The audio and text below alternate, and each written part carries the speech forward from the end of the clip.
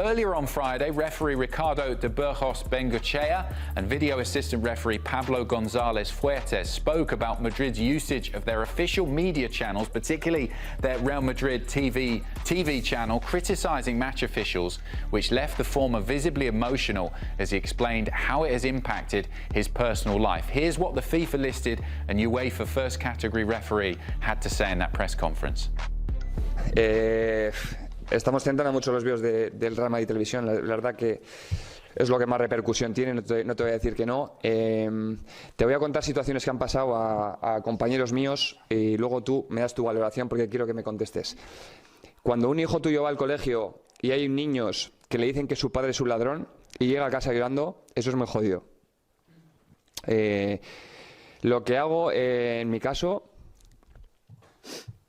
es intentar educar a mi hijo, ¿vale? Para decirle que su padre es honrado, sobre todo honrado, que se equivoca, como un deportista más, ¿vale? Y eso es muy jodido, ¿eh? No se lo deseo a nadie. Pero el día que me vaya de aquí, quiero que mi hijo esté orgulloso de lo que fue su padre y lo que es el arbitraje. Porque el arbitraje nos ha dado muchos valores. Y no hay derecho, lo que estamos pasando, muchos compañeros y compañeras, no del fútbol profesional, porque esto afecta a nuestras familias, pero sobre todo del fútbol base. O sea que cada uno que haga una reflexión de por dónde queremos ir y lo que queremos del deporte y del fútbol. ¿Vale? Simplemente me gustaría que lo supieses.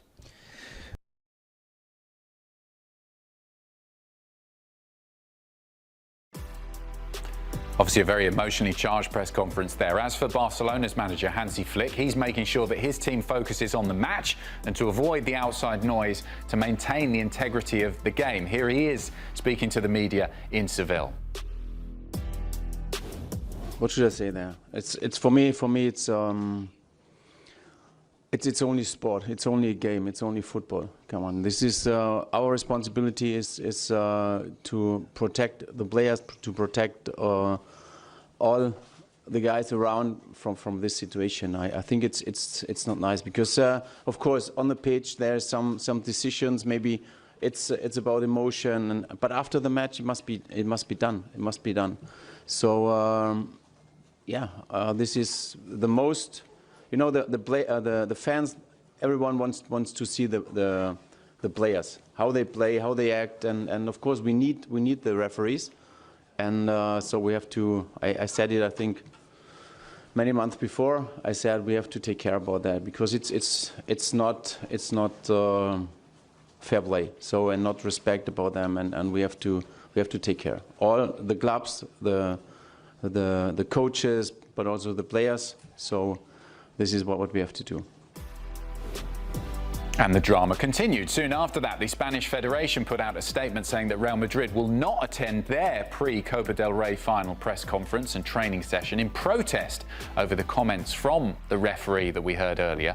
Along with this, rumours began swirling that the team requested for a change in officiating and even boycotting the match, which we'll address shortly. Here is the full statement from Real Madrid. Real Madrid CF considers the public statements made today by the referees designated for the Copa del Rey final, scheduled to be held tomorrow, April 26, 2025. They got the date right. To be unacceptable, these protests, which have been surprisingly focused attention on videos from a media outlet protected by freedom of expression, such as Real Madrid TV, deliberately carried out 24 hours earlier against one of the final's participants, demonstrate once again the clear and manifest animosity and hostility of these referees towards Real Madrid. Even more surprising, statements in a threatening tone alluding to the referees' unity were used to announce alleged measures or actions that fall far short of the principles of fairness, objectivity and impartiality that should prevail just hours before a football event that captures the attention of hundreds of millions of people around the world. Given the seriousness of what happened, Real Madrid hopes that those responsible for the refereeing and the body will act accordingly, adopting the necessary measures to defend the prestige of the institutions they represent.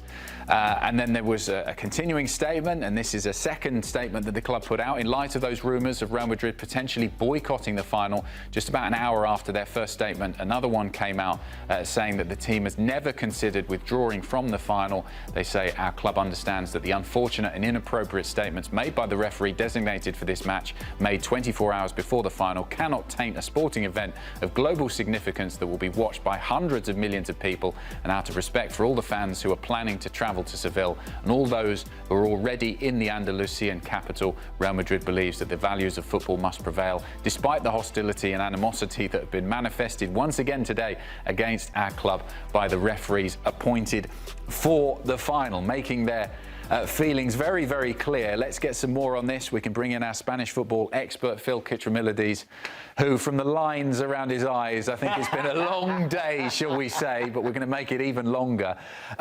Phil, thanks for coming on. What is the latest as we sit here speaking right now? Is this game going ahead, as Real Madrid said? There has been any more twists into the tale?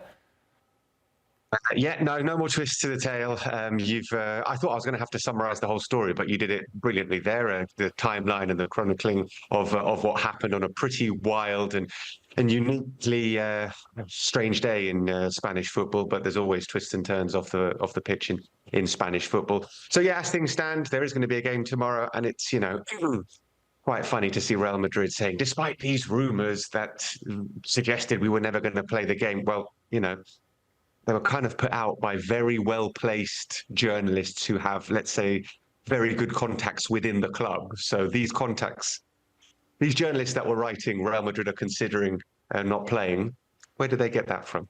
So anyway, Real Madrid suggesting that these were rumours and it was never on the cards. I think it was on the cards. I think they did put it out there, but then they decided there was a meeting between the Spanish Football Federation president, Laufan, tonight. He's spoken to people from the Real Madrid hierarchy to try and just calm the tension down a little bit. Apparently, they've agreed, and I haven't been able to verify this, but the report suggesting that one of the referees involved today, the VAR referee González Fuentes, who made some pretty vocal statements about potentially going on strike. He is, we think, not going to referee Real Madrid again this season. Reports that was one of the conditions made, concessions made towards Real Madrid. But it's going ahead tomorrow, the final, and with this refereeing duo of de Burgos Bengoetxea on the pitch and González Fuentes in the VAR. Let's talk about the media members and what they're saying about Real Madrid and how they've handled the situation, because obviously across the pond we're seeing it from a great distance. It doesn't look too good on Real Madrid right now, but what say the media members? What say all of the supporters who don't support Real Madrid? What are they saying about this current situation? Yeah, I think we could see this situation coming, because Real Madrid have been war with La Liga for a while. They're not on great terms with UEFA either, and they're not on great terms with the Spanish referees either. Let me tell you something. Real Madrid TV, before every single game, makes a video of a compilation of errors that the referee that is going to referee Real Madrid that weekend, they make a video saying this referee made this error against Real Madrid on match day 33 in 2018, and then he did this mistake, and then he punished Real Madrid in this way. Before every single game, those are the videos that the referees are alluding to. Now, let's put this into context. Real Madrid TV is on free-to-air TV here in Spain. It is literally the least watched channel. It's got the smallest audience in Spain, so not that many people are watching it. This has become a story because the media has picked up on these videos and it's blown up that way over the last couple of years. I used to work at Real Madrid TV, not in the Spanish version. I wasn't making any of those videos, but in the English section.